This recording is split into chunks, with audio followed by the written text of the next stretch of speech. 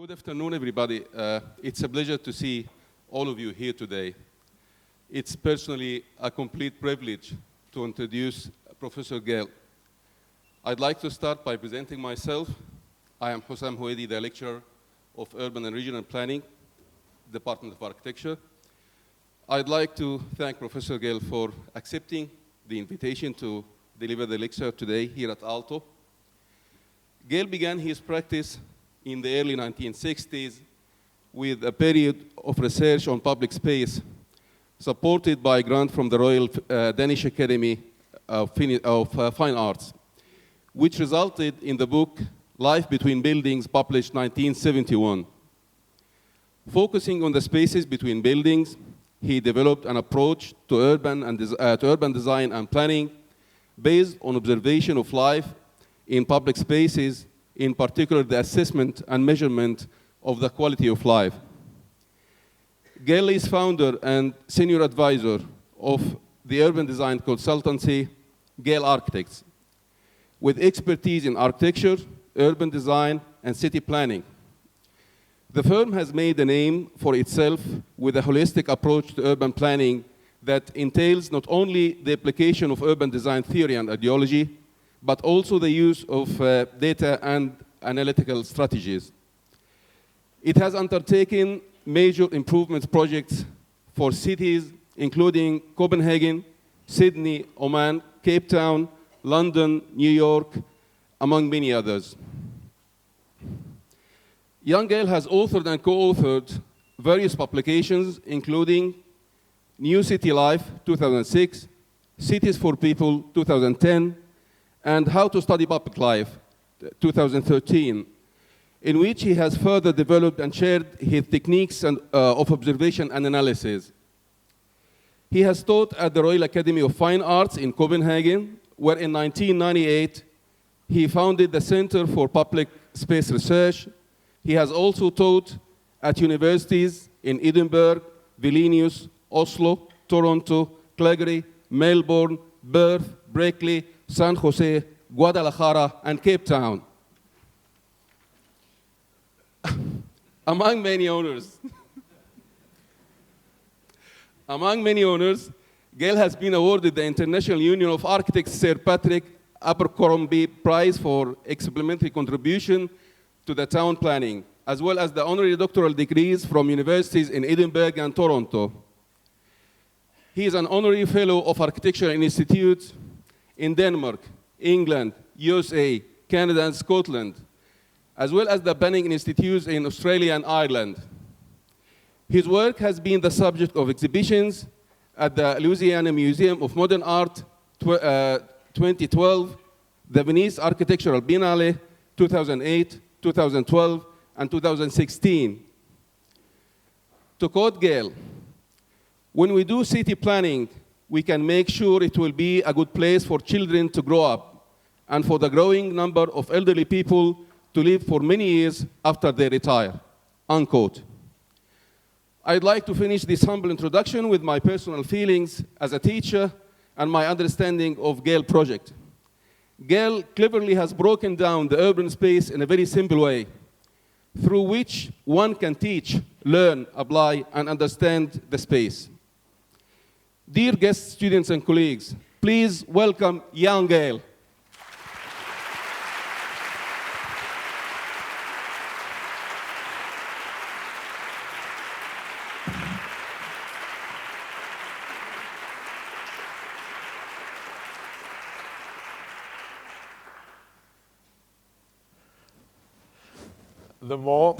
The more you told, the more I would like to meet that guy.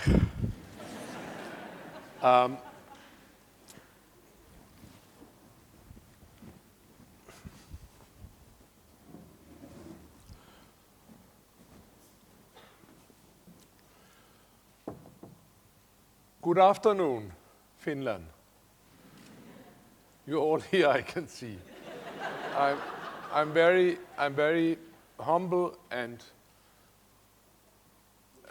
feel privileged to be invited here again. I've been here several times in this school over the years, and I'm very happy to be back again on this little fleeting visit, where I'll tell you maybe some of the things which is happening since last time. I think I will start by telling you a little bit about what I'm working at, what I've been working at. I was at a conference in England somewhere, and then this guy took up this piece of porcelain and said, I feel sorry for you architects, because your mean of communicating your work is the still photo and the two-dimensional drawing. And by this means of communicating, you always focus on the form. So you admire each other's forms. But this, my friends, this is not architecture. This is sculpture. Architecture is the interaction between form and life. But form is much easier to study than life. And good architecture is only when form and life can interact in a very good way. That is good architecture. It has been my situation or the history of my work, of my life, to lie on my knees and study this which was complicated to study, while many of the other ones were studying this. And we have finally sort of established that this interaction between life and form is a very important aspect of good architecture and good art. That was what this guy said over in England. I'll try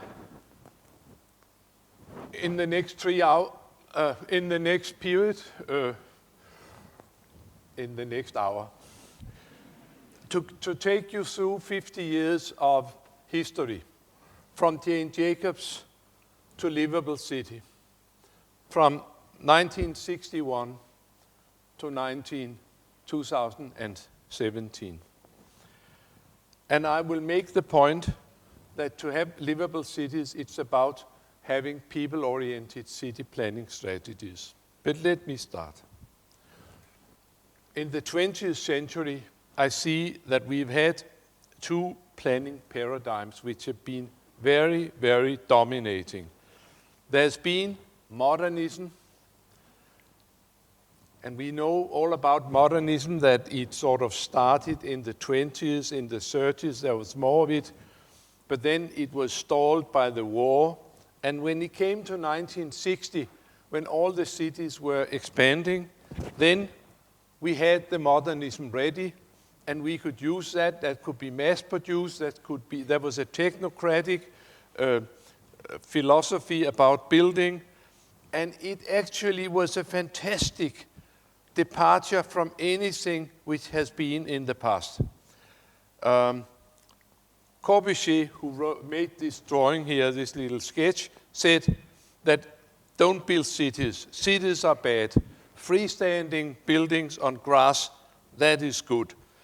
And also, and then he went on to elaborate on this, that we should forget everything about what we knew from traditional histories, a traditional way of people settlements. He said that, or they said, the modernists said that modern man is a completely new creature.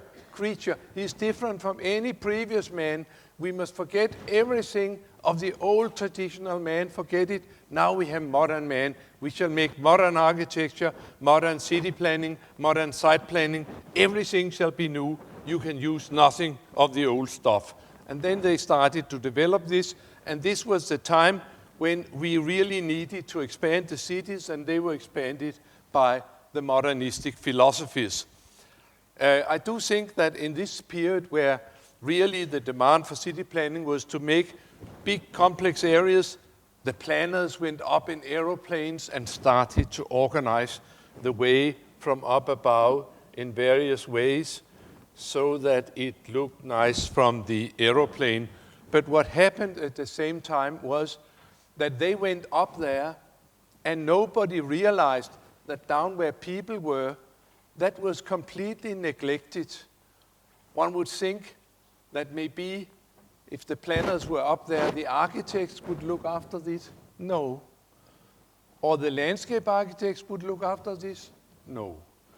In neither of these schools were any subjects about people told or taught, and actually the whole people landscape was completely forgotten. I call this the Brasilia syndrome. Brasilia was the capital of Brazil.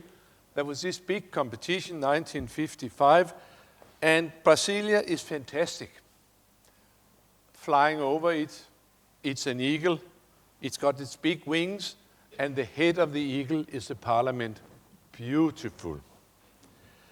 And flying in a helicopter over it, you can enjoy all the buildings of the ministries and the fine parliament and the big parks and the greens and whatever. Fantastic from a helicopter. Unfortunately, down where the Brazilians are, it's shit. Nobody thought about that they would never have money to give all the Brazilians, each one, a helicopter so they could enjoy their city. So now they are trundling on these endless paths all over the city. I feel sorry for them. The Brasilia syndrome. And also, here is a little bit, this is from 1972. It's from Toronto. It's from a newspaper in Toronto. I cut it out. Over in one side is a dream has become reality, and this is the city center of a new town outside Toronto. And you can see the message was simple, build it for the people. In the middle, there's a shopping center. Around that, 5,000 parking spaces. Around that, all the corporate headquarters, then a ring road, and then all the poor people are living out there. That's the dream becomes reality. That's modernism. I'll not go further into it, but modernism has had a fantastic influence on the way we think even today and throughout the last part of the previous century. And it is my sincere conviction, I'm convicted, that if a bunch of professionals at any time were asked to reduce life in public spaces, go to some modernists, they know how to do it. It's very efficient. The other big paradigm which has played a great role in the last 50 years is the car invasion. Again, we know that the cars started in 1905 in Detroit, but only after the Second World War and about 1960 did the car invasion start in earnest in our countries in this part of the world and actually throughout the world. And I have a little series here of the car invasion in various stages. Stage 1, Copenhagen, Kongens Nytorv, peaceful place. People are walking all over. 1905, one car has arrived, no problem. Next stage, more cars. People have started to run for their life. Save the kids. All the life are pushed out of the public spaces. And stage 3, Moscow, 2011, the car is king. The pedestrian crosses are full of parked cars, and you can train your slalom for the Winter Olympics in any Moscow pedestrian crossing. What was known about quality for people at this point when all this started in 1960? Virtually nothing. Because virtually everything has been thrown out by the modernists saying, everything with the old cities, forget it, it's for old men. Now we have another man. It was not Homo sapiens, it was Homo something else. So we knew virtually nothing. And all this was thundering out over the world. Here we have a little quote from Enrique Peñalosa, the mayor of Bogota. It's a paradox that we know nearly everything about good habitat for Siberian tigers and mountain gorillas, but we hardly know anything about good urban habitat for Homo sapiens. That was the time, 1960, just after it really rolled out. We started to hear from New York, a strong voice, Jane Jacobs, having fought with Robert Moses to prevent the cross-Manhattan freeways, which should save New York by taking down half of New York and making freeways and high-rise along the freeways. Manhattan. Unfortunately, Greenwich Village, which of course was redundant and unuseful, useless, had to go. Unfortunately, Jane Jacobs lived in Greenwich Village. She was an architectural journalist, and she fought vigorously against the plans. And she, with other inhabitants, she managed to swing the issue so that the cross-Manhattan freeway never came. And after this grueling fight with the traffic planner, she wrote the book that if, and this famous book, The Death and Lives of Great American Cities, and he said that if the modernists and the motorists are going to make the planning of the future cities, the great American cities would be dead. It would be dead cities. And she also said the other thing, she said, for God's sake, architects, planners, politicians, everybody, look out of your windows and see how life unfolds in a city. What it's all about. You can see it in every street. And you have forgotten all that about how Homo sapiens actually uses urban habitat. Look out of your windows. Jane Jacobs became the grandmother of the humanistic city planning. And my history is sort of woven into this in a funny way. I graduated in 1960, the worst year of all the years, the all-time low point of city planning. Our great hero were Professor Lindström from Chalmers in Göteborg. He said that a good housing area is something which looks good from the freeway. So he makes some good housing areas here. And what we did in School of Architecture, really, we trained very hard in moving objects around.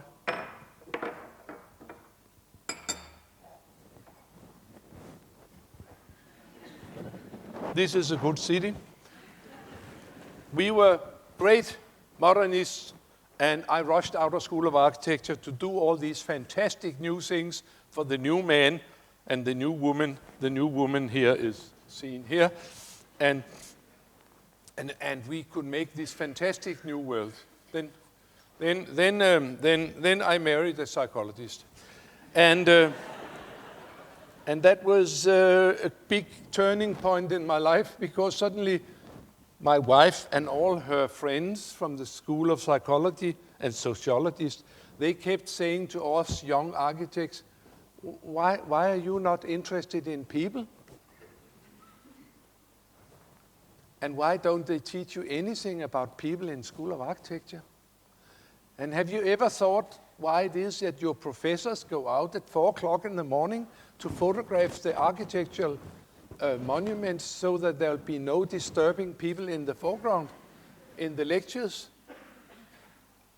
Of course, we realized that between the social sciences and architecture and art and city planning, there was this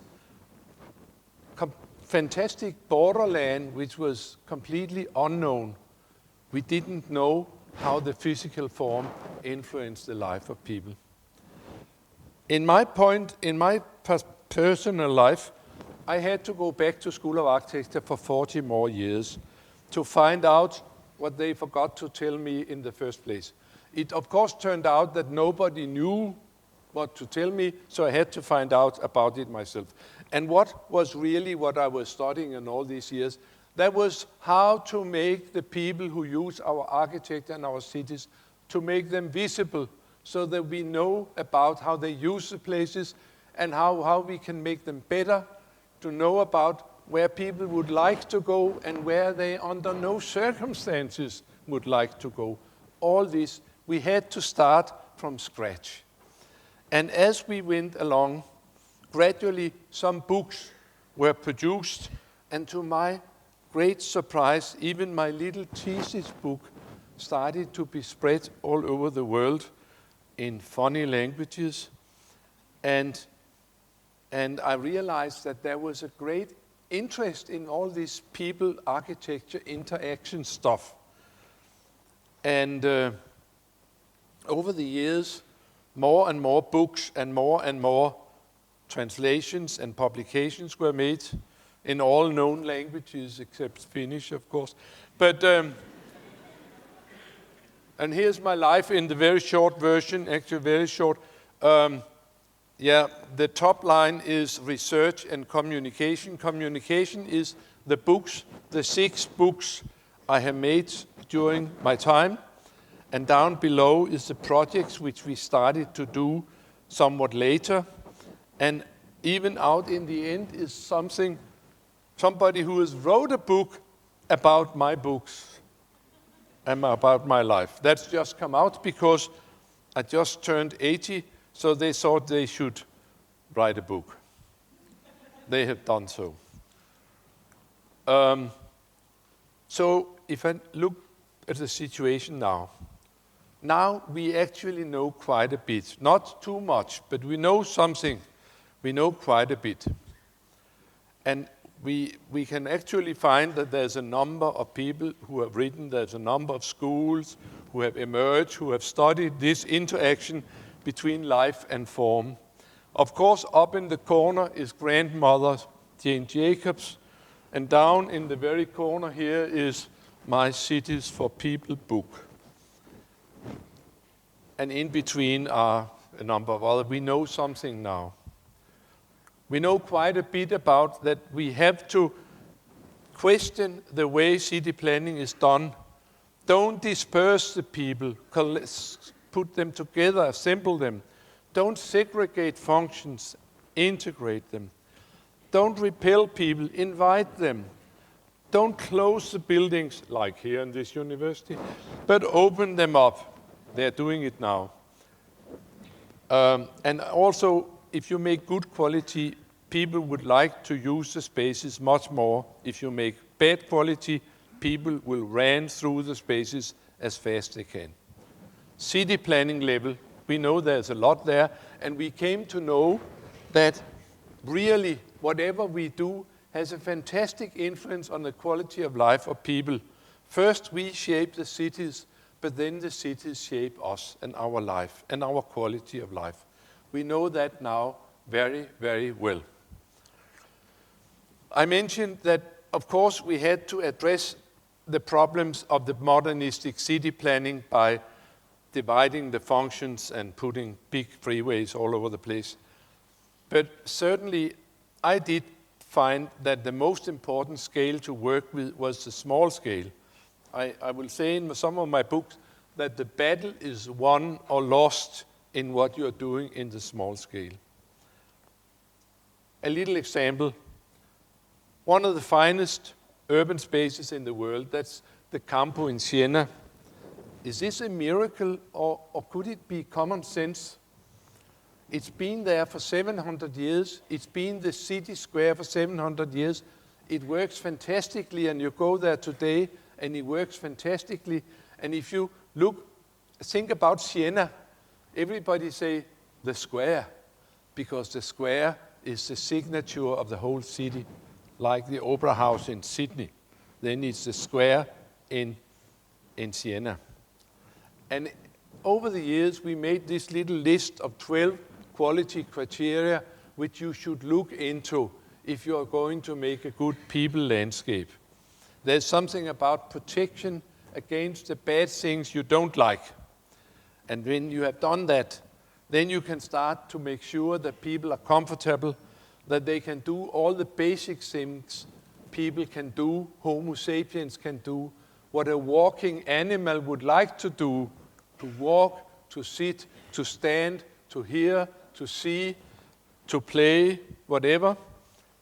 And then finally, there is something about enjoyment, human scale, possibility to enjoy the good parts of the climate.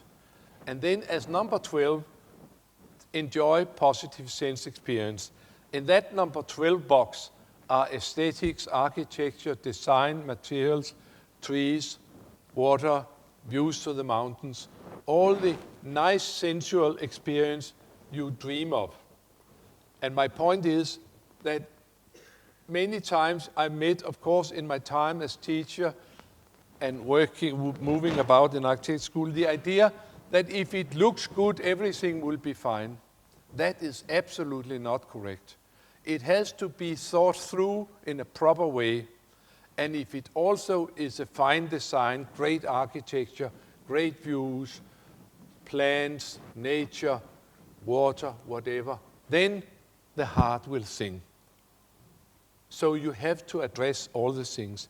Going back to Siena and going around with this list, you have this fantastic experience, and every time you come to a new thing, you say, yeah, yes indeed, wow, yeah.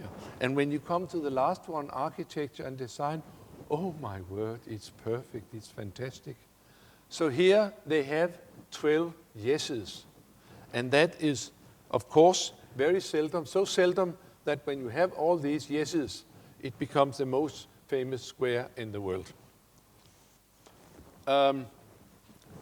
In this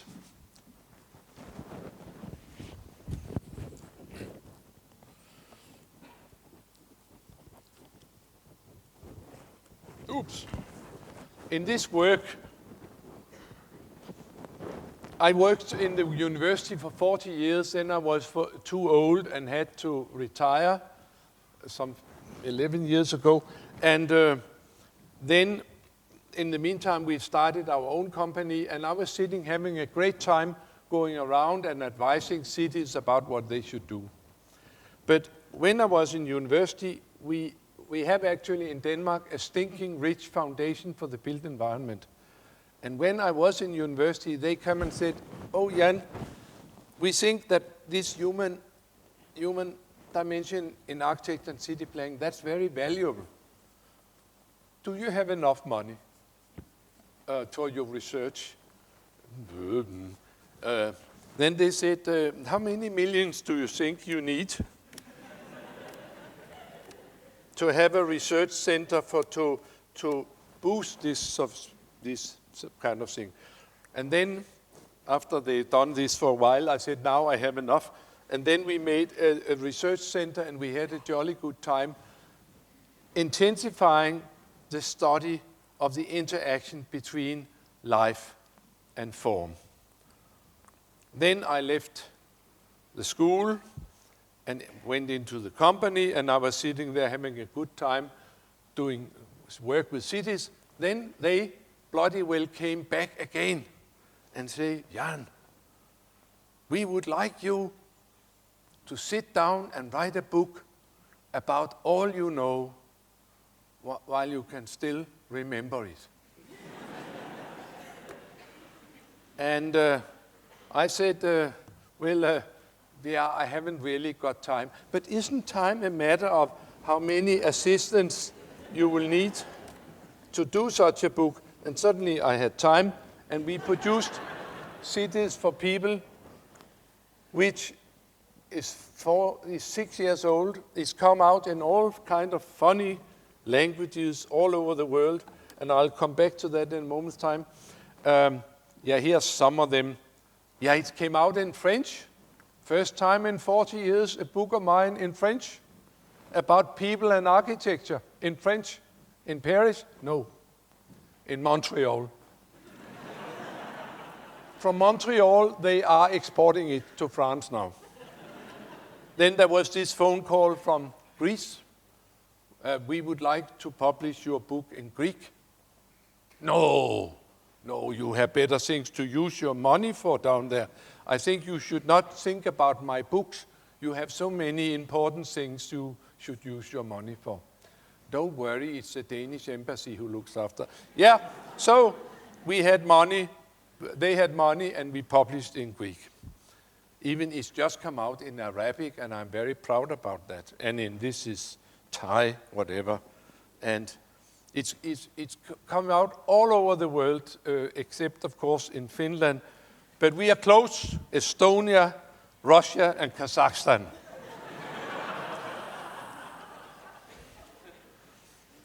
Also, at this point, or some point, we started doing all this research.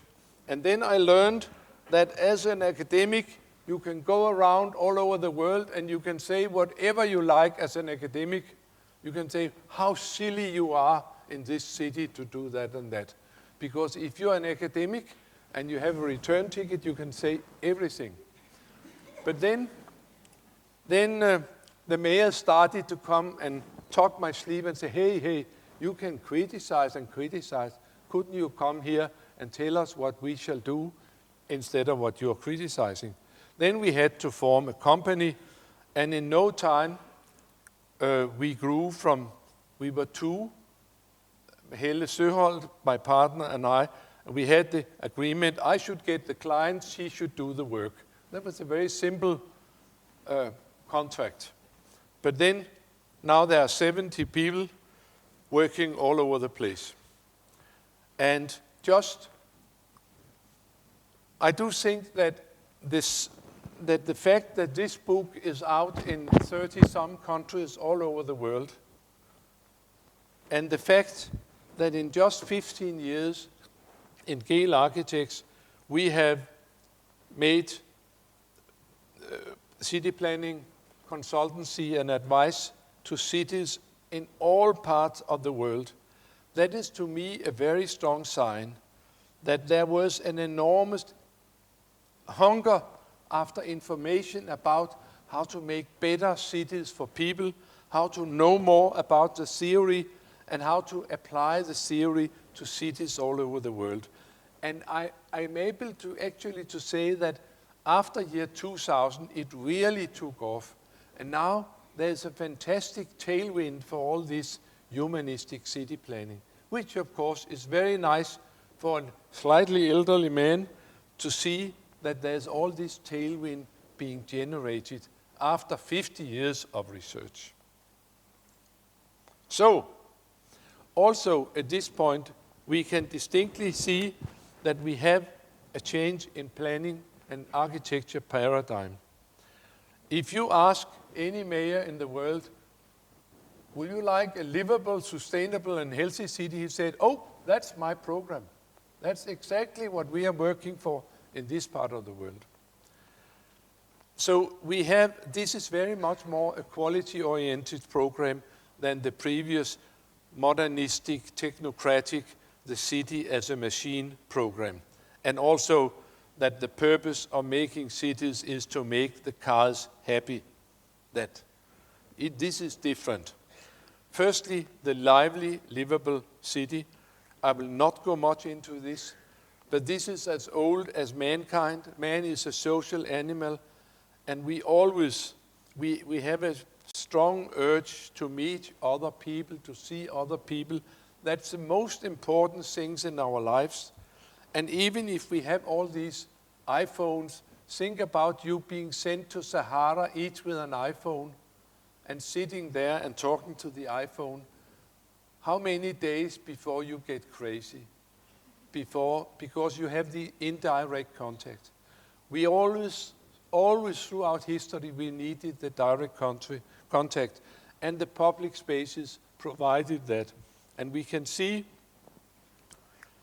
that over the years, good public spaces gain more and more attention, and more people use public spaces as we go along, because people live more spread, they are smaller households, we have more leisure time, we live many more years, there's easy time enough to follow the old urge of man is our greatest interest.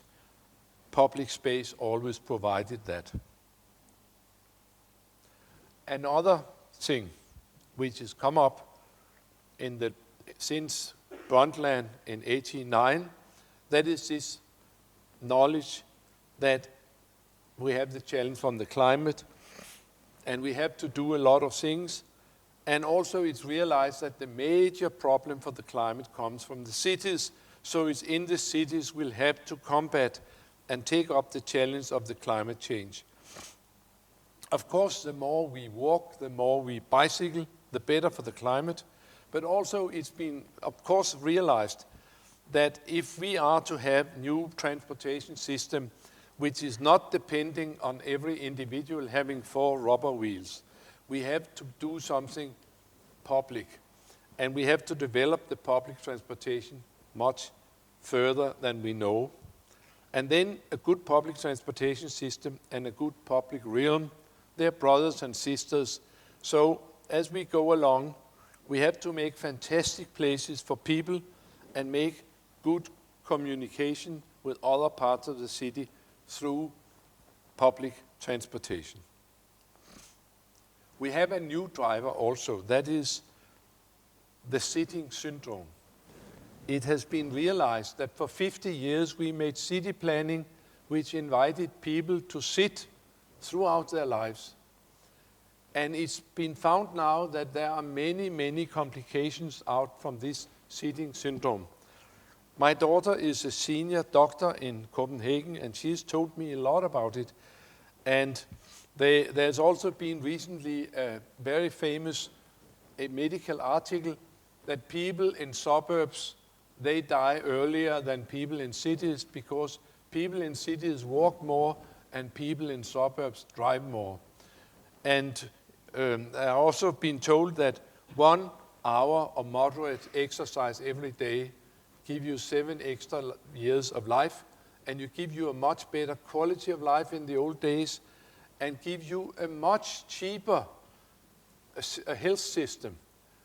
So the mantra now is that we must make cities which invite people every day to use their own muscles, that people shall walk and bike as much as possible, and that can be generated by good town planning.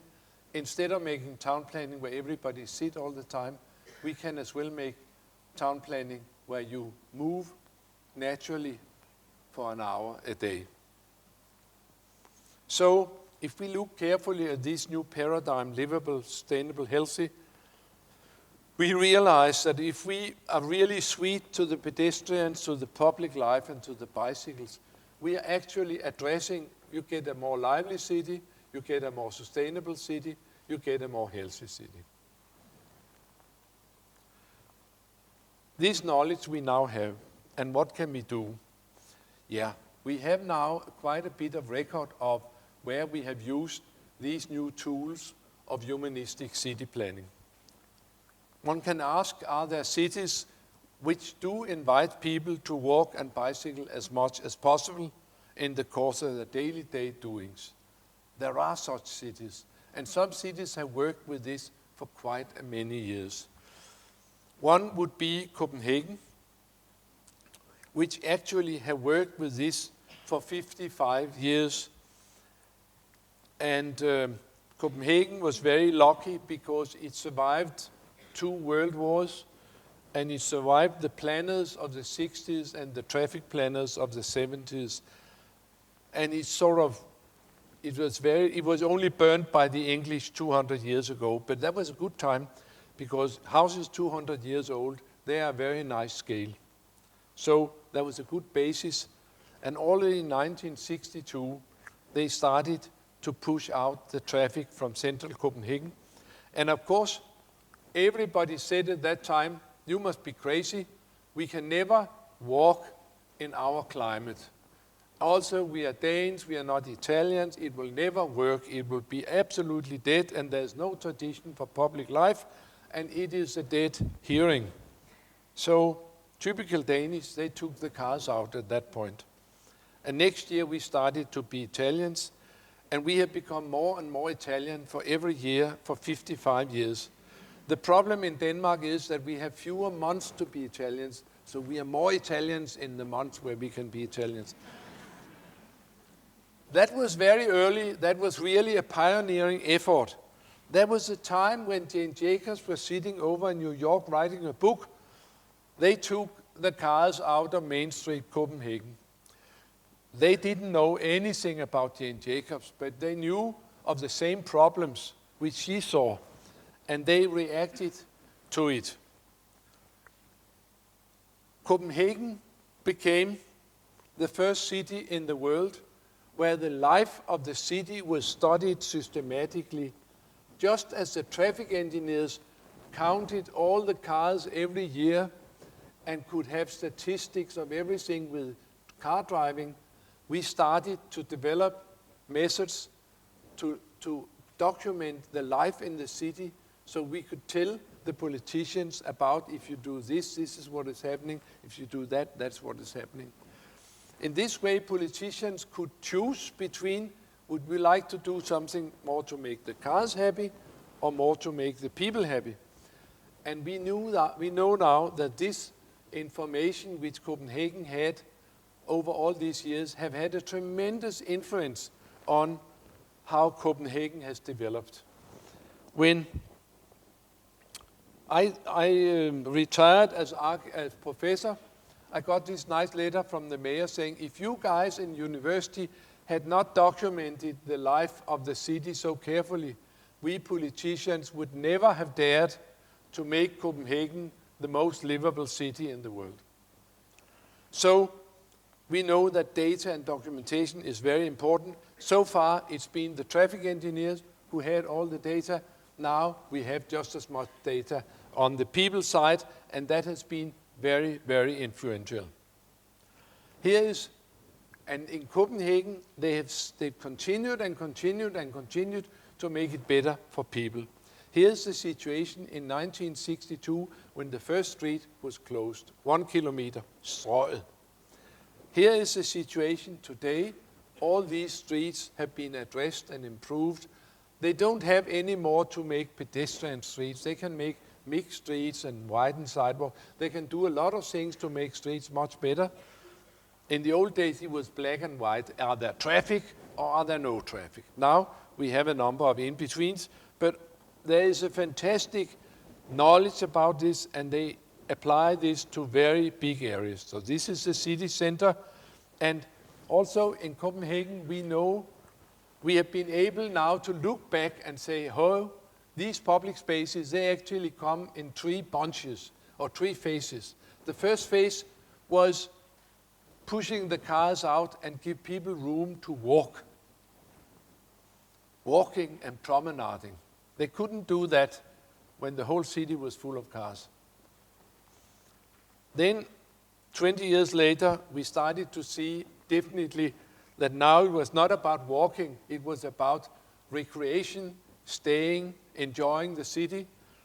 And that fits very well with the economic development. People have more money. People have started to travel. They have been tourists in other countries, seen nice places, came back to mayor and said, hey, couldn't we have cappuccino places here? We had started to have tourists in the cities. And of course, tourists can't walk all the time. They have to sit from time to time. And that was also the period where the cappuccino culture spread all over the world, because the cappuccino is a pretext for sitting, having a good time in the city. You can just not sit in the city for 3 hours and pretend that you're not queer. If you sit just there, police will say, what are you sitting there for? So you have to have a cup of cappuccino, and you have to sort of nip a little bit. Such a cappuccino can last you for 3 hours, actually, and it's a good pretext. And every time somebody look at you, you just take your cup and then you go on and see what's going on. The third phase of public space is the phase we are in now.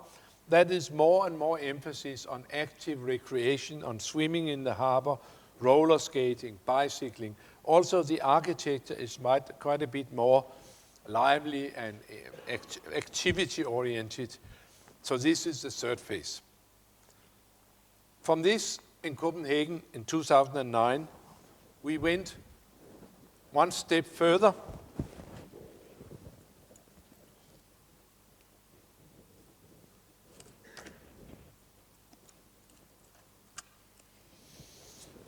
We went one step further, and the city council, they decided for a strategy that we will be the best city in the world for people, and that should be that not only the city center should be a fantastic place, but the entire city should be looked after so that people could have a good time. By the way, I brought a copy for the mayor of Helsinki. Actually, 2 copies I can see. Anyway, that was the beginning of this fourth phase, where it's not the city center, but everything in Copenhagen has to be looked after. All the city streets look like that up there. All the city streets now look like this. All the city streets were 4 or 5 lanes. Now they are 2 lanes, 1 each way, straight trees, median for resting, bicycle lanes, sidewalks. And now the thing is to walk, be safe, and enjoy. This city street is much more beautiful, much more safe, and you can take the same number of cars as that one could, because the traffic engineers are much smarter today. Also, this policy in Copenhagen, whenever you have a small street going into a big street, they narrow the small street, put a little bench, put 2 trees, and take the sidewalk and the bicycle lane across the small street. That's great, because that's prioritizing that any person walking or bicycling is just as important as any guy in a Mercedes-Benz. That's fine. But then my daughter, she came and said, "Oh, Papa, it's absolutely fantastic with this new thing, because now Laura, my grandchild, 7 years old, now she can walk all the way to school, because she can stay on the sidewalk all the way from where she lives to the school. She doesn't have to cross any streets anymore. But some Mercedes-Benz have to cross some sidewalks. And that's a much better proposition than little school children. They are actually never allowed to cross streets, but now they can. Ta-da! What we have found, and that is sort of interesting, and we have proved it now, that is, if you make invitations for driving in cars, if you make more streets, what happens after 5 or 10 years, you have more traffic. If you make still more streets, you have still more traffic. Aha. What happens if in 50 years you make continuously better conditions for walking and public life? You develop over time a strong public life culture. And in Copenhagen, it's very evident that these spaces are used enormously much. People go to the public spaces whenever they can, and the weather is proper. And when we talk about the invitation, it's very important to realize that you have to be serious in your invitation. If you are not serious, if you make lousy invitations, they don't work. This is from Ørestad, and down here it's from Aker Brygge in Norway, 2 identical modern squares. 1 out of 12 quality criteria in Ørestad, they have overlooked 13. Fantastic. And what does people do in that square? They run out of it as fast as they can. And what do they do in Aker Brygge in Norway? They come from all over the city to have a good time on that square. That is a fantastic difference, and it's absolutely logic.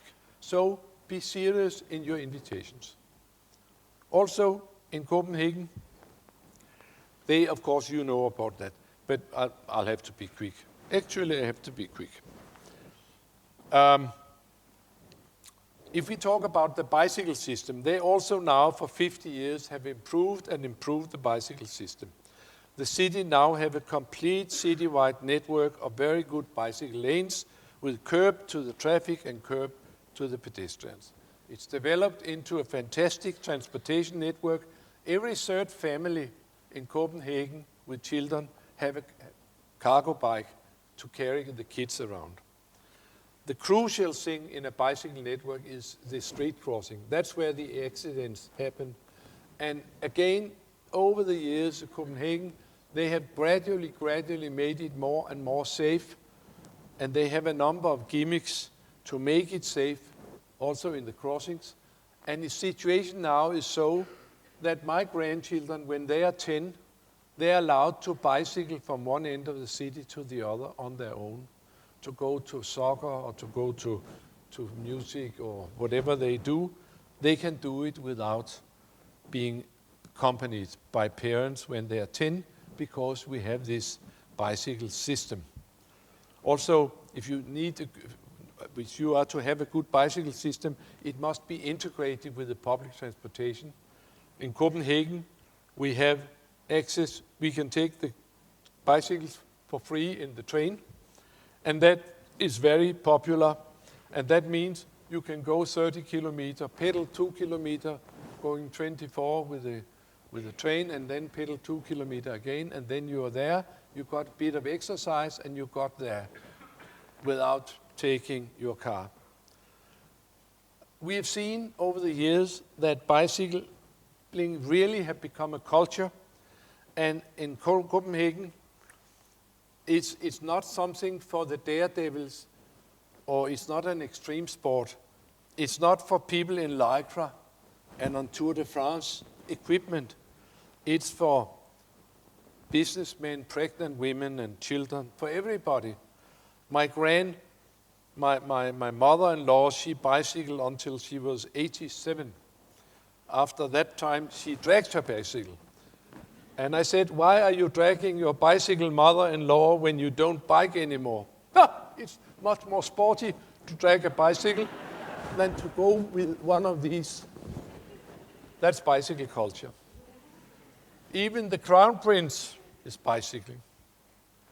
And more interestingly, the Crown Princess, who is Australian, is bicycling. And the next king after the next king, he starts early. He's half Australian. He starts early bicycling. The government bicycles. Here they are coming up to the Queen to get their commissions. And they just went up to the guards with the bikes and say, would you look after our bikes? We have a business with the Queen. No cars, no bicycles were stolen that day. Fantastic. Do we have problems? Yeah, problems in Copenhagen? Yes. We have this serious congestion on the bicycle lanes. And this is all the way back from 2002, so it's been 15 years. But what have they done? They widened all the bicycle lanes to double widths. And where do they get the asphalt from? They take more asphalt from the cars, less parking spaces, less lanes for cars. A bicycle lane can take 5 times more people than can a car lane. So if you can have enough bicycles, it's a very good traffic economy to give the space to the bicycles. Actually, again, an impressive culture of using bicycle has gradually evolved in Copenhagen. And at this point, we have 45% of everybody going to work doing it on their bicycles. In the winter, it's 70%, but still fantastic high. And again, you have to be serious. All over the world, I see the most silly arrangements for bicycles where they say, we have a bicycle system. Here you have the bicyclists to protect the parked cars, or you have bicycle lanes between a bus lane and a car lane. Have a good time. And there will be no mothers with little children on that bike lane, I can assure you. You have to make your invitations seriously. Now comes the part I will not speak about. We haven't got the time. So I'll just speak a little bit. Are there other cities who have, for a long period, had such a policy? In this city, we'll do everything to have people bicycling and walking as much as possible. Melbourne is a fantastic example of a city which has completely turned around in 25 years. And of course, it's a fantastic story, so I won't tell about it, because there are many details. I know it very well. But Melbourne is like Paris now. Fantastic. Just been there. Heat wave, but still fantastic. It's like Paris, but the weather is absolutely better than Paris. And if I'll not talk about Melbourne, just mention if you don't know what to do, move to Melbourne. It's the best city in the Southern Hemisphere. It's a fantastic place. And they've done fantastic much to make it wonderful to walk around or to bicycle in. I could also, but I haven't got time, talk about another city down there, which is a very good city for waterfronts, for parties on Olympics. It's very not so good for people in the daily life in the city center. It's really awful. We work there now for 10 years. They're not so quick in Sydney as they are in other cities. But now we have made this big plan of getting all the traffic out of Main Street, having tram there. Took much work in 10 years to push the buses out of Main Street. But now it's cleared, and they have just started to put in the tracks for the new light rail in Sydney, but that we haven't got time to talk about. But there are many cities now who are doing fabulous things. New York, in 2007, Mayor Michael Bloomberg, he made this plan saying to the world, I will make New York the most sustainable metropole in the world. In no time to speak of, that means while I'm still mayor. And then they set forth, and they did all this about that he said, in my city, it's flat, it's compressed, streets are wide, we can bicycle. I don't want 1 million commuter cars in Manhattan. It's nonsense. I have a good metro, I can make a good bicycle system, I can widen all the sidewalks. And he started to do all this, and they now have 800 kilometers of bicycle network. Bicycle is going up like this. And then in this process, we started to discuss that there were no seats, there were no places to sit in New York. And so everybody, they just rushed from the metro to the university and to the workshop place, to the office and back. And then they started to say, yeah, Champs-Élysées in Paris, that's quite nice. And they have some nice squares in Europe also. We haven't got anything here. Then we started to discuss whether, do you really need Broadway for traffic? And then they started to look into it, and they realized that they did not need Broadway for traffic. That was also when I learned, because we were consultants for all this, and I had the Copenhagen traffic engineer as consultant for New York. He told me that every city has an arbitrary level of traffic depending on how many streets they have. If New York had 2 extra avenues, they will have 20% more traffic, and then the traffic would have found a level of service, and everybody would say, this is given by God, don't touch it. But if New York had 2 less avenues, they will have 20% less traffic, and they will have found a level of service for that, and they will think that was given by God, and they will say, don't touch it. So it all depends on how much street space you have. In New York, they started to question all this, say, we take asphalt away systematically. They found that they didn't really need Broadway for traffic, and then they decided to make Broadway Boulevard as the North American answer to Champs-Élysées. This is Times Square in the spring of 2009. This is Times Square later in the afternoon. The moment the traffic was closed, people streamed in. They've been there ever since. Now they have 60 squares like this in New York, all of them taken with asphalt from the cars. And all of them are very, very active because there was nowhere to sit in New York before. Now you can sit and enjoy New York. They were so happy about the recreational motive that the New Yorker has made a little front page here about how they could further develop Times Square. And I'm sure that Jane Jacobs is chuckling in her, wherever she is, by looking at her ideas coming back to New York after 50 years. Then, you know, there is a song saying about Broadway. If you can make it there, you can make it anywhere. And I was giving a lecture like this at a conference in Montreal, and then this little man came galloping up to me and said, I'm the deputy mayor of Moscow. Can you come and do in New York for us? Can you humanize Moscow in 12 months? When can you come? And then, as usual, whenever I get these questions, I say, I can come Monday. So we went to Moscow. Moscow was really, we were really horrified. Because up there, they've given it all over to the cars. And sometimes I say that freedom from communism is a right to park everywhere. And that was the case. There was no parking rules, no parking police, and everybody bought cars and put them everywhere. So this is one of the major streets, a little simple one-way street. This is a simple neighborhood street somewhere. This is Main Street, Moscow. And of course, they had not enough parking.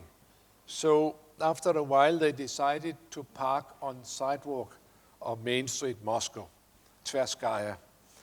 And that left 1 meter for the Moscovites to move up and down their main street. They could not go close to the buildings because of icicles. So they had 80 centimeter where they could walk. And up in the air, there were many, many advertisements.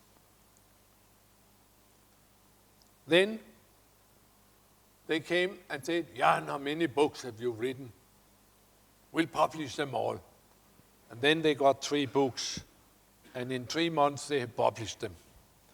And up in the corner of all of them is the seal of Moscow City, because it's Moscow City who has published them in Russian.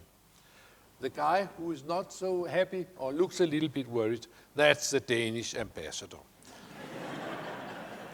But we were commissioned to study the life in Moscow. That was quickly done because they've almost killed the life by all this traffic. But anyway, we made a rather comprehensive report about what was bad and what could be done in Moscow. In the meantime, I was called up to the big man himself, Sobyanin, and he said, what would be in your report? And I said, yeah, the idea of parking on the sidewalks of Main Street, Moscow, was not the greatest thing I ever saw. I think I will be forced to mention it fleetingly, that that's not a very good idea. Then I came back 2 months later, because they have efficient democracy. And so all the cars were gone. Even before we finished our report, they were gone. And here, if they forget, Mayor has a little car going up and down and plugging your car and bringing it somewhere. And of course, you're always worried about Siberia and if you get the car back. But anyway, they have very efficient now policing of the new parking rules. And here is what I call the miracle of Moscow. It's 1.5 years later, coming back to see that the old sidewalk where you could hardly get through, suddenly the gray street has become green. All the cars were gone, and instead there were benches the full length of Main Street. Instead of all the advertisements in the air, you could now see Kremlin at the end of the street. It's one of the most amazing turnarounds I've ever encountered. Very efficient. And they were very firm about that they needed a better city. They could not accept all this. They kept going. Actually, there was a break in our communication because of something with Crimea and Ukraine. They didn't talk to us, we didn't talk to them. But obviously, they continued to do what we've written to them that they should do. And when I came back in 2016, there was many streets where they have cleaned up after the cars, and they have made for people, and they have parking rules, they have introduced bicycle lanes, bicycle infrastructure.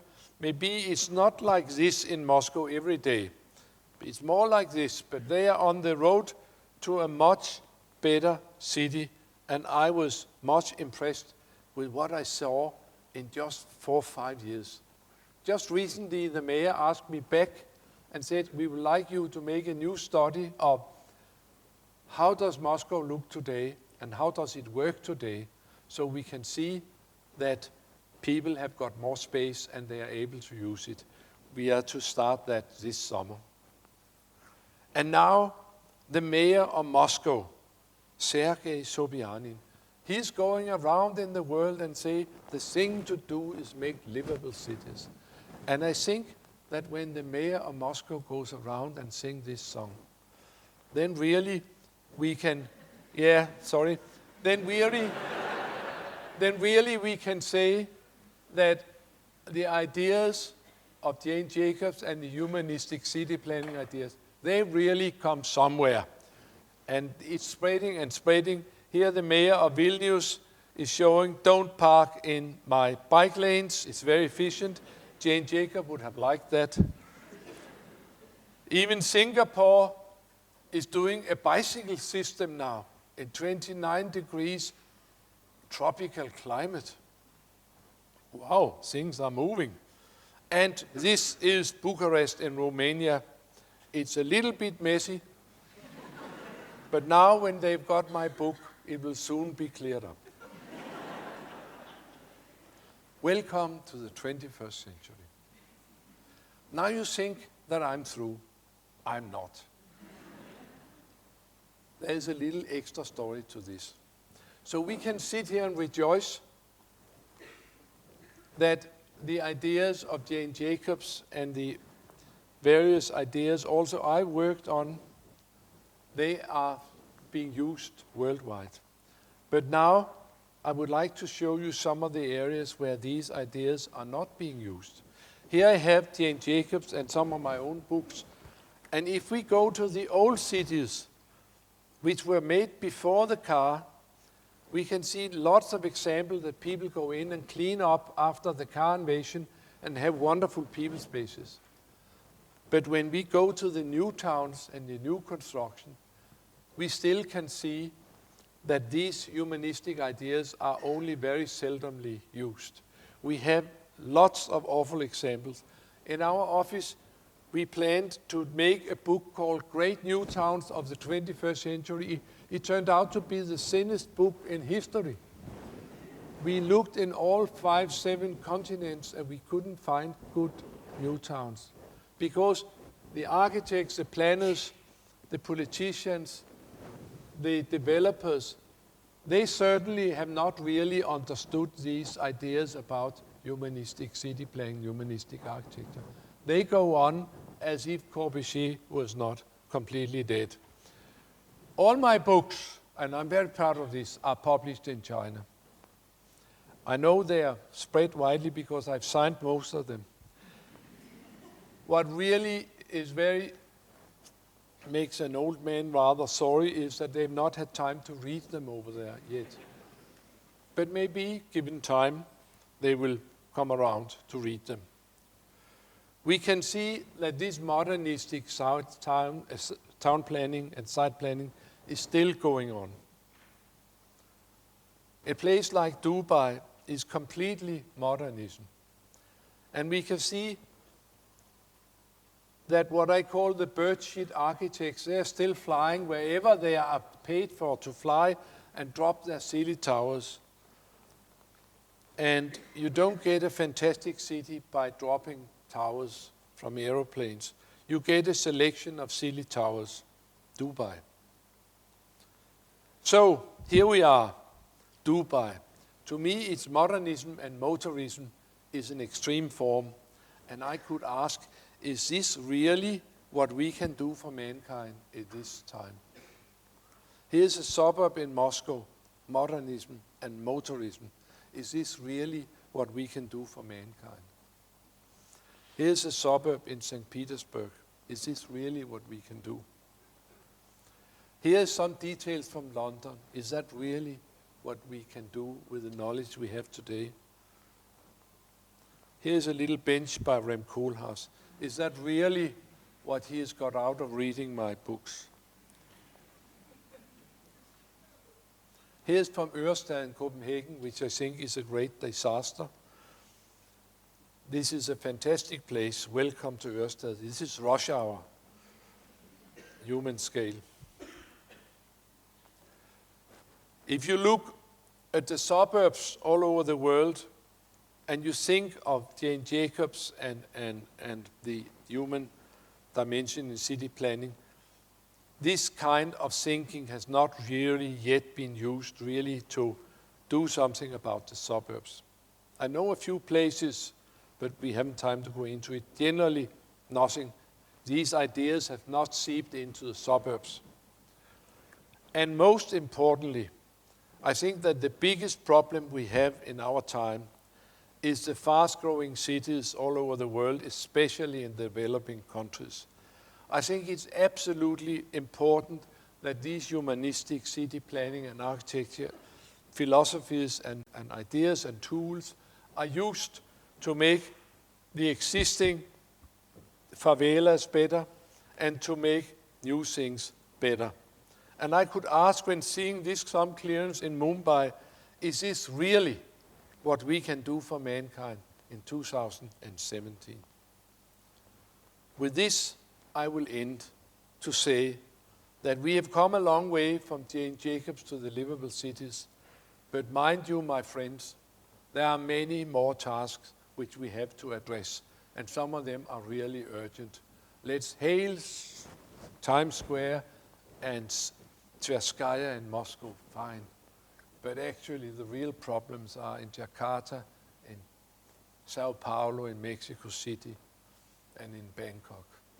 Have a good life. Thank you.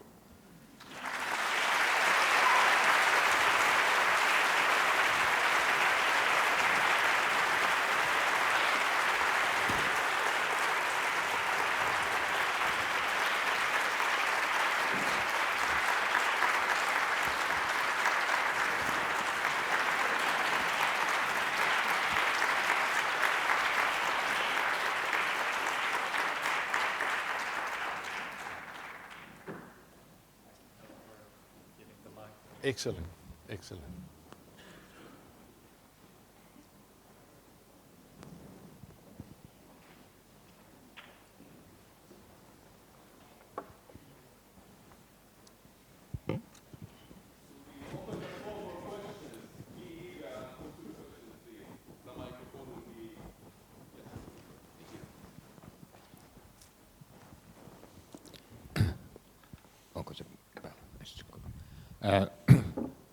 If I have interpreted you correctly, I think there is some kind of a tension between modernism and your principles. But in Finland, it's a fact that we have to live with modernism. And so I wonder if, as even the new urbanists nowadays, which are perhaps not so respected here, think that it's not a question of a style, but it's something more abstract in how you plan your cities. So what would you say now when we are planning our new boulevards, urban boulevards, and our new harbor areas and so on, to those who at this school, for example, teach that you have to intensify some strong graphic kind of traits in your plans and so on. Is there any way of getting like past this tension between modernism and your, to have modernist town planning but still have good town planning? Yeah, I have a microphone. Certainly, there are many examples around the world where modernistic areas have been addressed and have been humanized, and many housing areas from the 60s with blocks, they've torn down some of the blocks and built smaller structures in between so that you bring in the human scale between the big modernistic scale. So there are many examples, and we can be inspired by many of them, and we shall not give up, because it's Homo sapiens living in all these places whenever they were from before the war or after the modernism really took off, or today. So to me, it's something about that we have a fantastic obligation to make nice urban habitat for Homo sapiens from they are very small until they are very old. And I tried to say that I think we by and large know what to do now, both with existing stuff or with new stuff. I'm lamenting about that it's not used very much in the new stuff, which I'm very sorry about, of course. But I think it will come. There's a strong, strong tailwind, and so many people, they want more humane urban areas to live in and work in.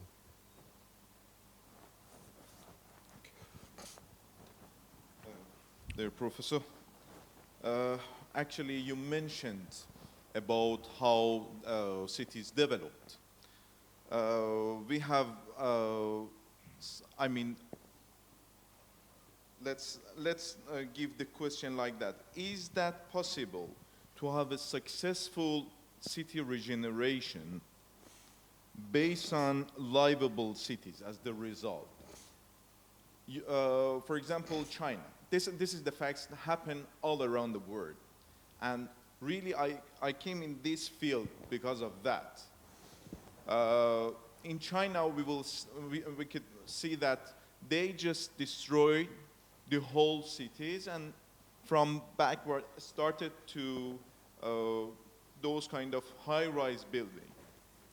In case of my country, Iran, and especially the city I came from, that it's Mashhad. So they totally cleaned the old texture and made those gigantic buildings as a, let's say, new urbanism that people need. So in those cases, is that the city regeneration in a right way, or let's say city regeneration and livable cities could be synonym in one context to have a successful, result or not? Yeah, it's somewhat difficult to answer a very complex question. It has taken quite a while in the existing cities to find out how to make them better. But my point was that now there are so many examples that we know how to do that. And also we can see, and I didn't bring it here today because that would be too much, but I thought if we say, are there good new towns? Yeah, there are some here and there. We can learn a lot from them. Are there some places where they have successfully improved the suburbs? Yes, there are some places. Are there some places in developing countries where they have put in interesting strategies to make the poor people's life better and things like that? Yes, there are some examples of that. And I would have talked about Curitiba and Bogota in Colombia as some of the examples.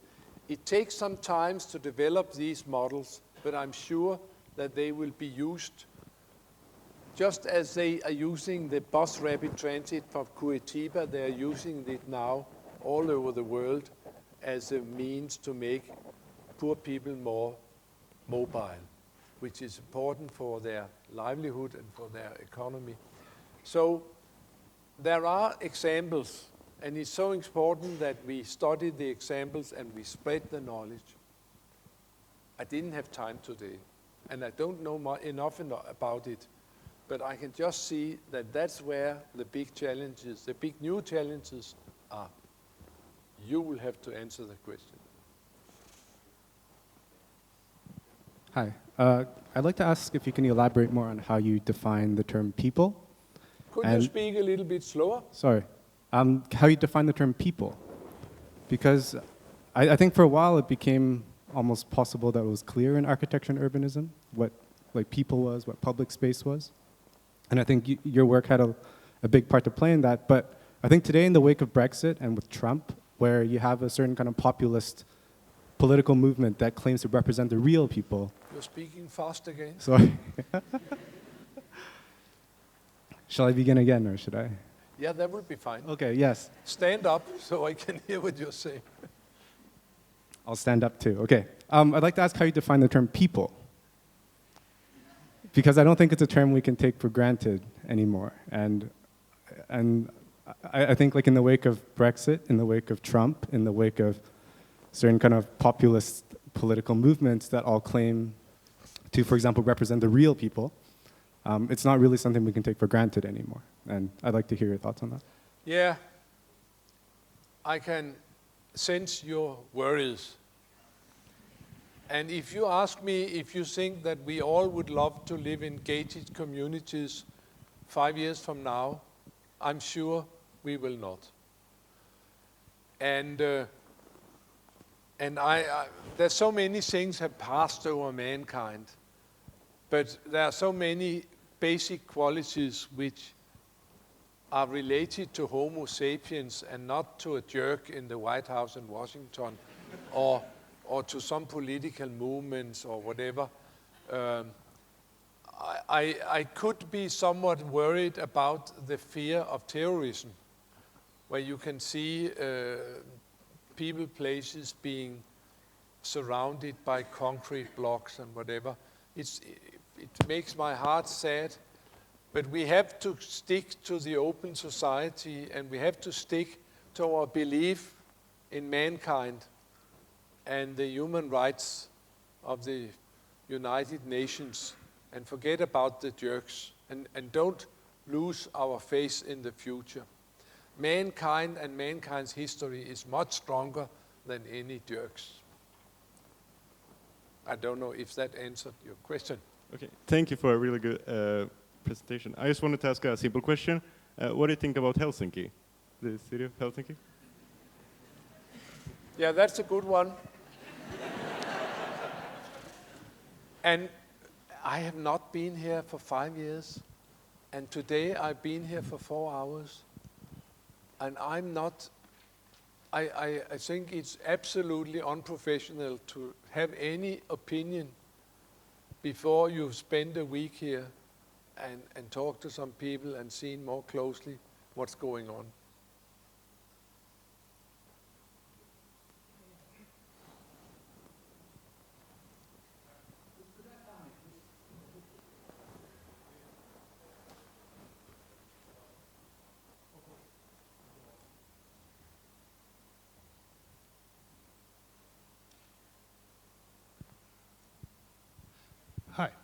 Hi. I wanted to ask you, could you maybe give some example of kind of Closer? bottom-up approach in sense of your examples, what you were presenting came from initiative from government or from mayor. Do you know kind of initiatives that started from people?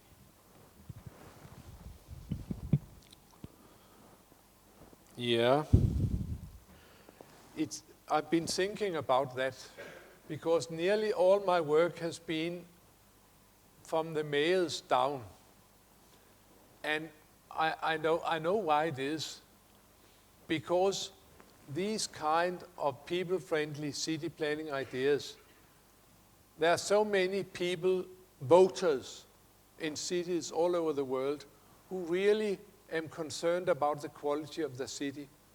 And that makes the politician take an interest, and that makes them want to do something.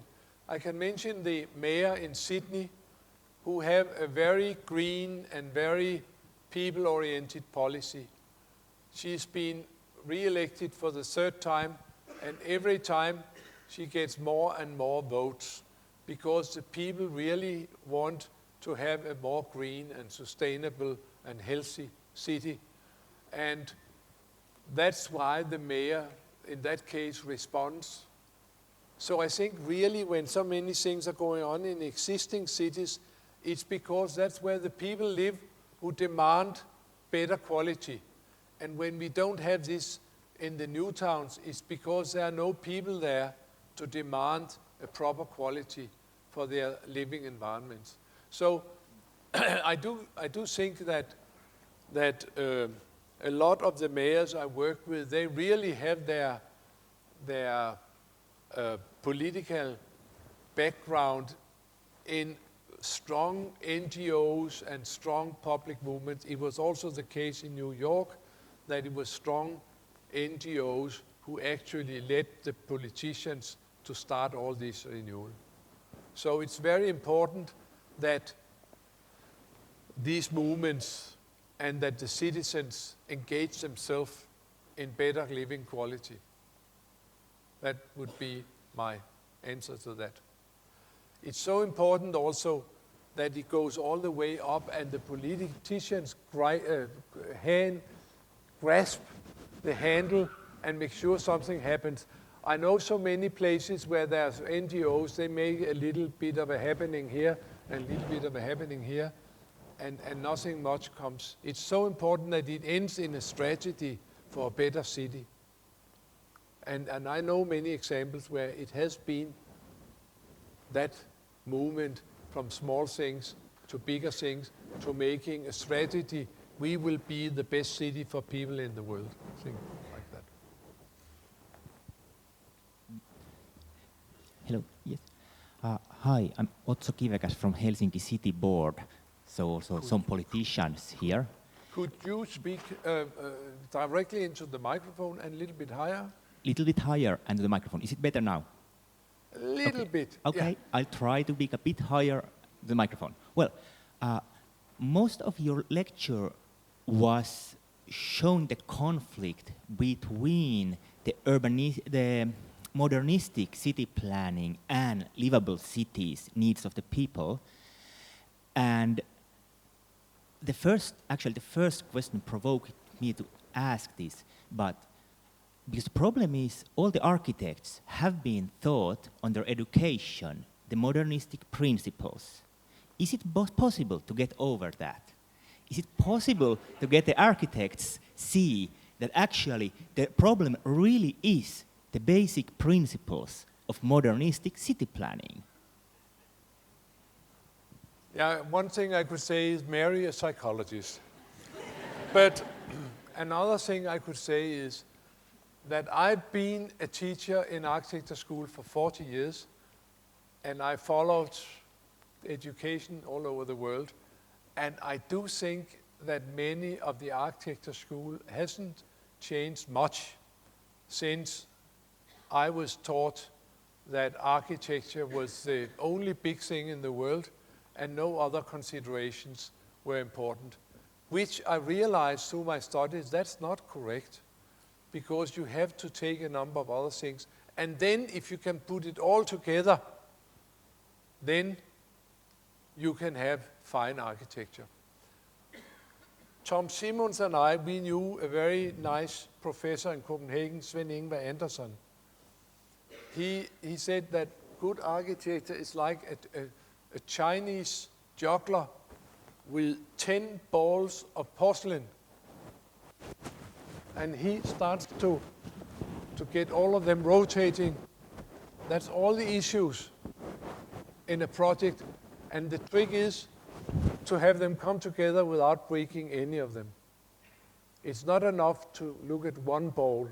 You have to look at all 10 and make the synthesis of all these conflicting goals. That is good architecture. Tom will agree with me. We've got the same education from that guy. Over here, right? This way? Here, right here. Mr. Gell, what is your opinion of another Danish architect, Mr. Bjarke Ingels, of the big group, with his hedonistic sustainability approach? Yeah. Bjarke Ingel happens to be a very good friend of mine. And I followed what he's doing, and we've had many good sessions, some television programs together, whatever. And he started out knowing very little, and then he had the habit to send me his projects and say, is this better than the last one, and can I do it better? And we've had actually an exchange, and I think really he knows much more now, and many of his recent projects are better than the ones he did 10 and 15, 20 years ago. So as all human beings, he can be more clever as time goes by. And I think that he's listening and he's interesting, and I admire his crooked mind. I think he's really crooked. He can come up with the most fancy things, and then he say, wow, he never thought of that. But I think that's fantastic that he can do that. But Bjarke is all right. There are some other guys which are not. And I've happened to work with many of the so-called starchitects, which I met various times. And some of them I came to admire, and some of them I realized that they become more and more arrogant.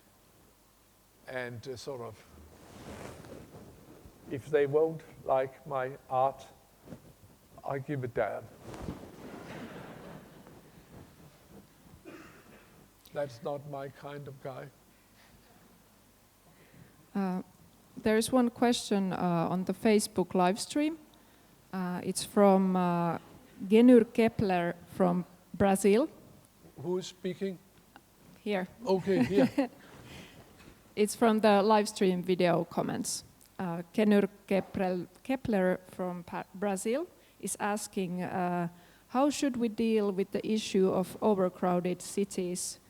How make an overpopulated land become livable?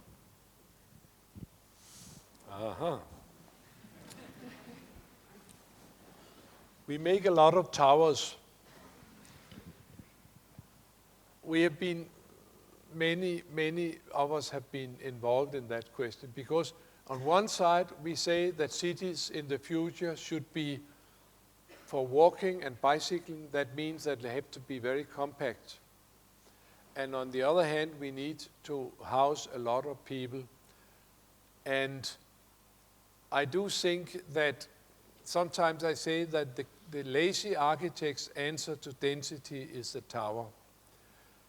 And that many times you can have a high density with lower stuff. And also I ask sometimes, what's wrong about Paris, by the way? What's wrong about Barcelona? Both places have very high density without having towers. And so it is possible to do quite a few things, not to have to go to the 50-story towers to have density. Or if you have to have towers, I think the Vancouver model, where you have a plinth, a plateau of 4-story stuff, and you put a slender tower in the middle, then you have to do something like that. Because towers and people, they don't mix. The only thing nice about a high-rise building is if you are living on the top floor or standing 5 kilometers away and look at the skyline. Everybody living further down, there's never been written a book about how it is to live on the 4th floor in a 50-story tower. And when they come down and out, it's no man's land and whatever. Really, I feel that the whole issue of density has been studied much too less. That's my next book, maybe. Density. How to make humanistic density. What's wrong about Paris? Maybe that was the question. Tom. Yes, I've been trying. In the bottom. In the bottom.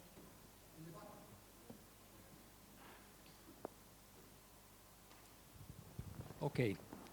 I'm Tom Simons. I'm an old professor here. I was here 20 years and left about 10 years as Jan left the commission.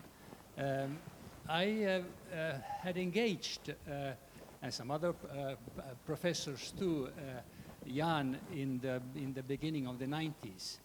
And I have a few things to say about that, because Jan was giving us Finns some peaks here.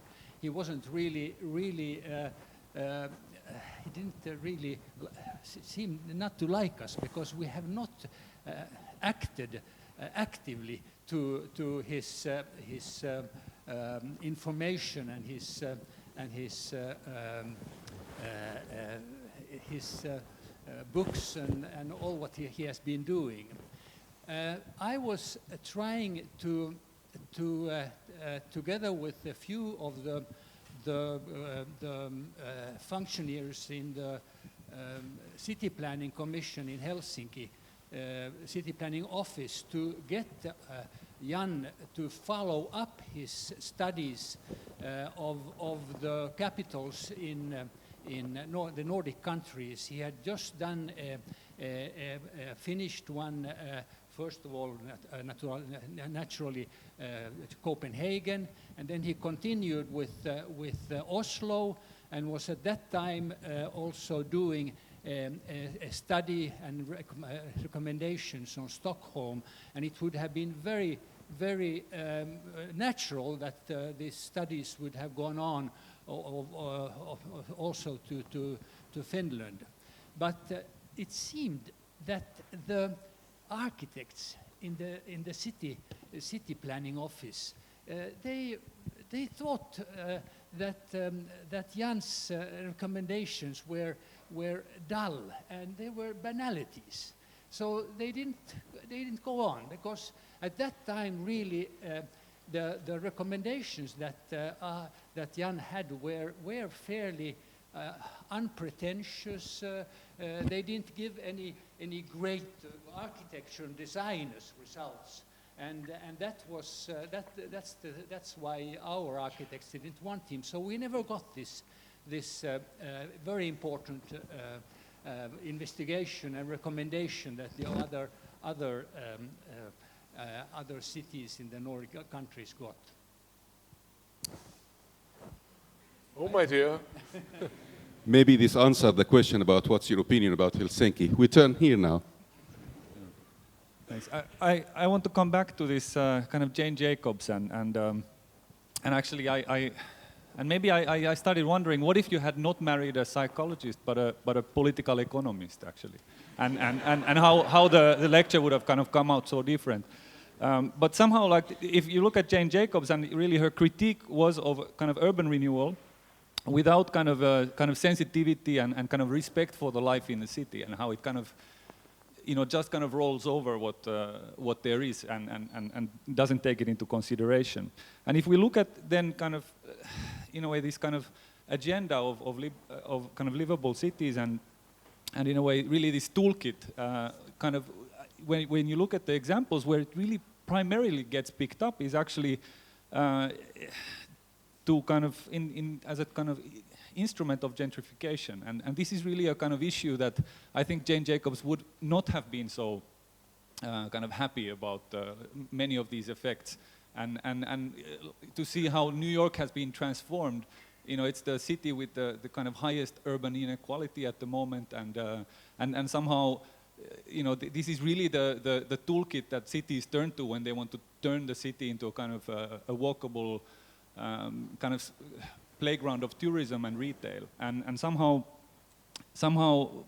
I'd like to kind of hear your thoughts on, because I think like this Tverskaya kind of street with Prada and Louis Vuitton in a way is you know, it is a achievement to get the cars out of it, but you know, there is some kind of conflict, and maybe this political economist angle, I was kind of waiting to see somehow maybe something about the city and consumer culture, maybe in a way the urban space and capitalism maybe as a kind of as a kind of conflict that could have been read in many of the examples. Could you kind of expand this a bit?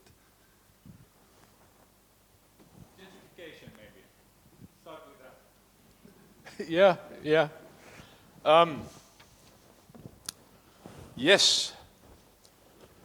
Of course, whatever you mention here, I've been faced with some of these, and some of the newer things, which is quite interesting. That is, Copenhagen now has got a very good reputation as a very nice city. And for 50 years, they have improved the city and make it possible for the school children to go to the school, to walk to the school, all kinds of stuff. Which means that the people who have children, they don't go to the suburbs anymore. They stay where they are, because that's quite good. And also all these nice things which is happening in a city like Copenhagen means that people from the suburbs, they want to come in and live in Copenhagen. And then we see, of course, with the market economy, that the prices of dwellings go up. And that's now quite a problem, that there's not enough affordable housing. And then, of course, people would say, it is you guys who have improved the city, who have ruined the stuff. You have made all these nice things for people, and now it's become popular in a market economy, and the poor people cannot live here anymore. What I say to this is, it's not an issue to make the cities so bad that no people would like to live there and the prices will go down. If you have this problem, which is prevalent in a number of places, you have to make more nice places so that people would like to live and feel the quality in more places. I think Copenhagen is in a way an example, because they started with a city center, but then they say it has to be everything. The other thing, so make more nice places so that the gentry can be distributed and scattered. Because as long as we have the market economy, we have the richer and the not so rich. The other thing is, this kind of problem is not to be solved by making architecture and city planning worse than making it worse. This kind of problem has to be solved mainly by political interference, that you have politicians who say that 50% of everything new built should be affordable. We make a stop of the rise of rent in the rented flat. There's a number of things you can do politically, and for God's sake, there's no arguments for preventing Laura to walk to school. I will not accept that at all, but I know it has this side effect that the flats in Laura's areas become more expensive. But then we have to make more good routes to school. That's my point. Okay. Okay, can you hear me? So this is a question from a transport engineer that agrees with you. But I will ask us maybe a scientific question. Speak slowly. Okay. So you showed us those 12 factors you had over there, and they were grouped in 3 categories. Yeah. As I recall, protection, comfort, and engagement. Enjoyment. Or enjoyment, sorry. If a hypothetical person, is to spend the next 10, 15, 20 years advancing this idea, if there is a need to advance this idea at all, but if one is to advance this idea forward, what would you recommend that person to do? Because in my mind, at least the first thing that comes to my mind is that there is some interdependence between these 12 elements in there. It's not necessarily a list, it's maybe more of a network of factors. But that's my opinion. But let's just imagine a hypothetical person that wants to advance this idea on a kind of a scientific level. What should that person do? Or how should that person think or not think? I cannot quite understand your question, but maybe you can think about it yourself. And what I have been doing is spending enormously much time out in all kinds of countries and economies and seeing how people use our built environment and making conclusions and finding patterns and trying to document and systematize the findings and put them down in books and put all the tools and the keyword lists we have developed down in tools and tool books so that everybody can look at it and are most welcome to improve it and change it. That was my effort. So can I elaborate? And that is to be found in these books. So to me, the list reminds me of a Maslow's hierarchy. There is if you speak about humanity, yeah, and the kind of the Homo sapiens, the nature of a Homo sapiens. So to me, these three levels look like there is a certain hierarchy of needs, but maybe it's not necessarily a kind of a strict hierarchy. Maybe it's more of a some different shape. Yeah, if we are talking about hierarchy, that would be Maslow's needs and whatever, and there's some. The first thing will be protection, and then we can come down to the more finer grained things which makes life more enjoyable. Of course, it's a circle or whatever, but I don't say that one is more important than the other. Saying that you have to look holistically at the question and don't go for one or two items, because that was what was done very much by the modernists. And that's what we have realized. I think we could take maybe a question or two. To be here today, I had to start very early in Denmark this morning. So hello, Jan. Soon I need a cup of coffee. Hello, Jan, and all the rest of you lovely people.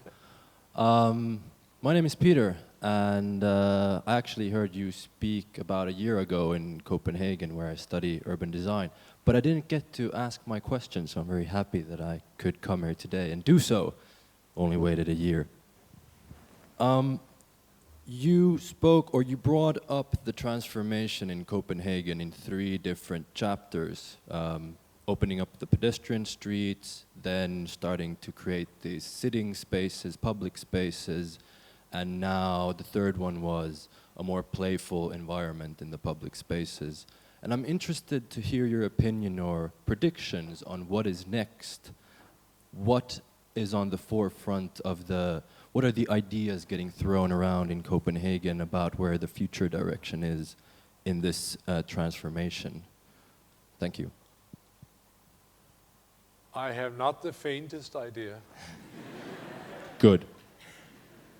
I think that these are products of development in society.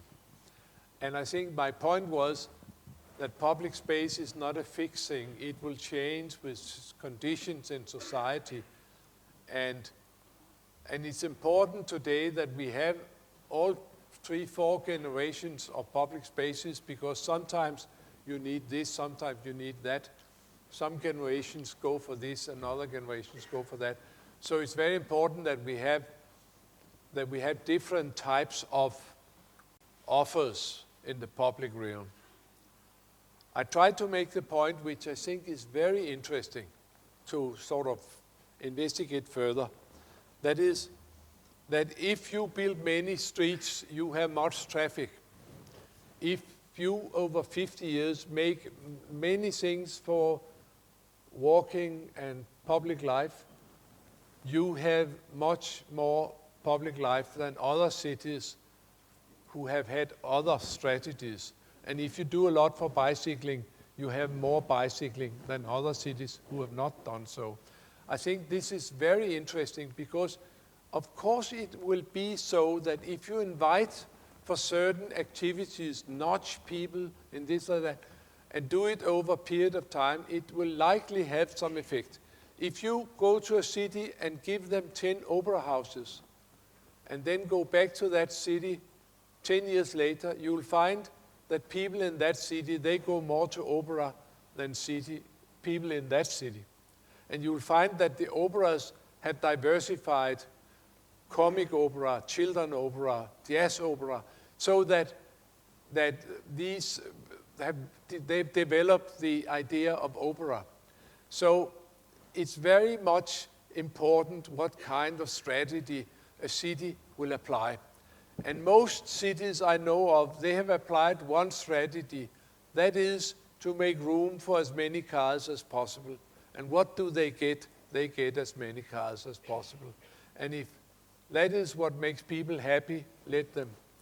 But I think that it's important we know that what strategies we apply has a fantastic influence over time to what kind of patterns of public life and life in that city, which to me is very interesting.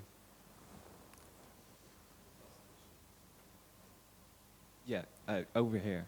Can I ask? Hello. All right, it's the last question. I'll try to keep it concise. So, in your lecture, you told that... I could not hear you. Okay, sorry. In your lecture, you told that there are many cities, like huge metropolis, that are moving towards the livability. And in my case, I can just speak for Moscow, but still, cities like Moscow, they kind of create the suburbs which might potentially become the slums.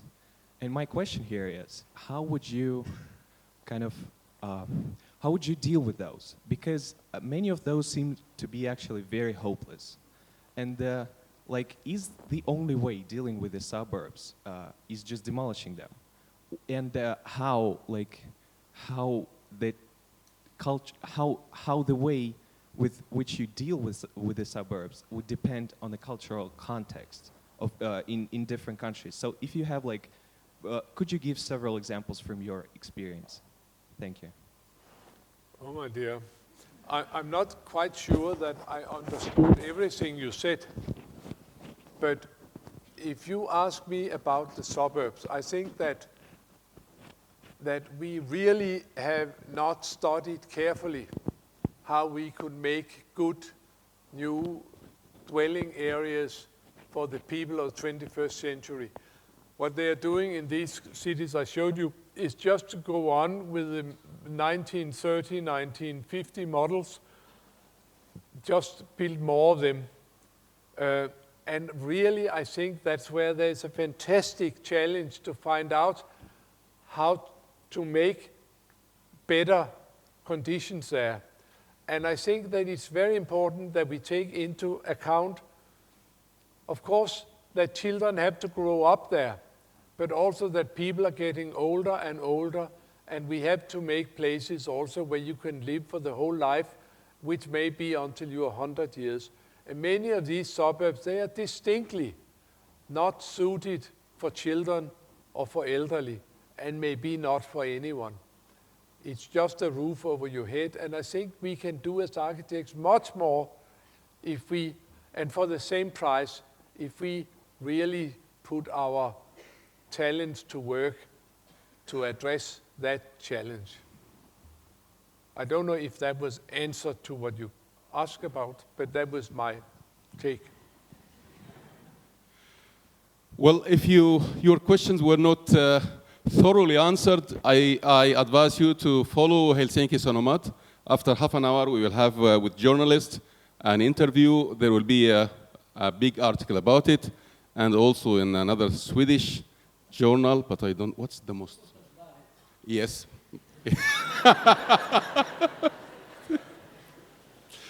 So,